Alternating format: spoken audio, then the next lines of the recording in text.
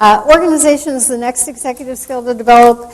There's a key word in this definition, the ability to create and maintain systems to keep track of information and materials. I'll give you the key word, at least from my perspective. This is one of my weaker skills. The word is maintain. Sometimes people say, well, create is, no. I feel like I'm great at creating systems of organization. Every 4 weeks I have to come up with another system for keeping my study clean because the last one didn't work. It's the maintenance part that's really hard. And if you've ever tried to turn a disorganized kid into an organized kid, you know how challenging that is. You can create a system and hand it off to the kid and it can fall apart in an hour. You can even sit down with a kid and together create a system because everybody's organizational system is a little different, and so that would be better. But that doesn't mean he's going to maintain it because it's an extra step. It's an extra many steps. And so tomorrow I will share with you an organizational system which I think works really well, in part because it builds in, it trains the kids in the system. It's a whole school system. The entire school is on the same system. It's a middle school system. They start at the beginning of 7th grade and keep it going all the way to the end of 8th grade. Multiple times per week they're building in those routines. So that's how I think you teach organization. Now the next executive skill is time management. These are later developing skills now. So actually, let me go back to organization because I'm not sure that's the case. I don't have developmental data about organization because it's actually a fairly complicated skill. But my feeling is from a fairly young age, we can at least distinguish people at the ends of the continuum of the organization. In fact, let me use you all as an example. How many of you think of yourselves as being pretty organized? Usually I get about a third of the audience. I don't see that many people raising their hand here. How far back do you remember being that way?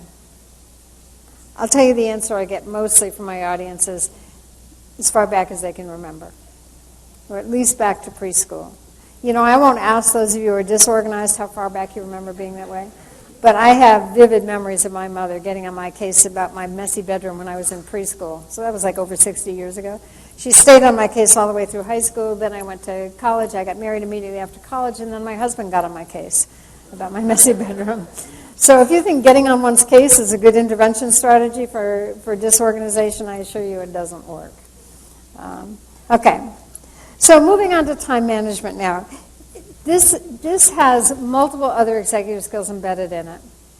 Okay, so time management is actually task initiation, sustained attention, and planning. With one unique element to it, so there's a fourth component of time management that's unique to this particular executive skill, and it's time estimation. It's the ability to estimate how long it takes to do something.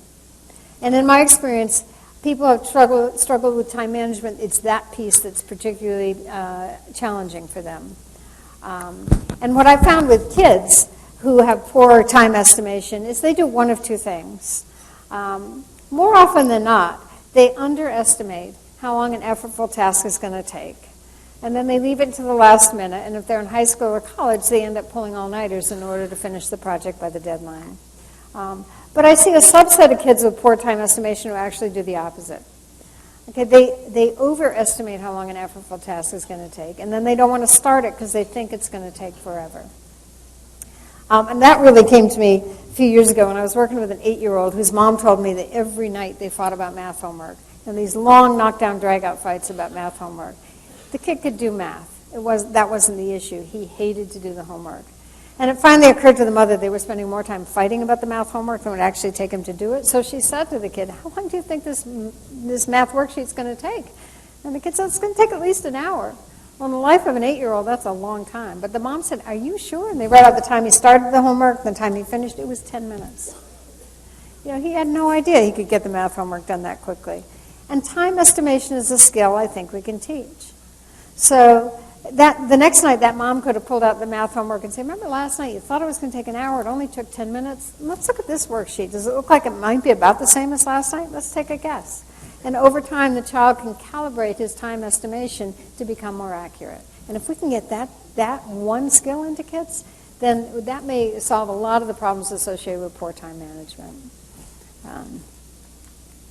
Okay, So moving on to goal-directed persistence. Now this one's very different from having a goal. And you can find a 4-year-old with a goal, right? He wants to be a fireman when he grows up. But goal-directed persistence is more complicated than that, and it has multiple other executive skills embedded in it. So it's being able to set a goal and then to keep it in mind, because you can't just set the goal and forget about it. So you have to keep it in your working memory. You have to have a plan to achieve that goal.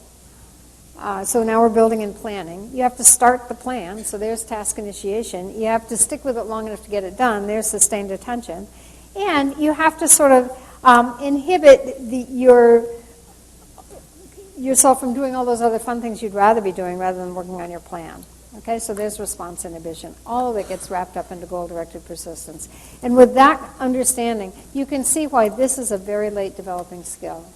And I have parents of 8th graders who sit in my office and say, doesn't my kid realize that how he's doing in school now is going to affect what college he gets into in 4 years? No. Because I think about this, it's almost like an on-off switch. And, you know, with my son with ADD, it was late junior year before I saw this sort of emerging. Late junior year, early senior year. And if you characterize his ADD, he probably would have been in the mild to moderate end of the continuum. With more severe ADD, it may be even later than that. And I developed a greater appreciation for goal-directed persistence a few years ago when I ran across a related psychological construct called future orientation.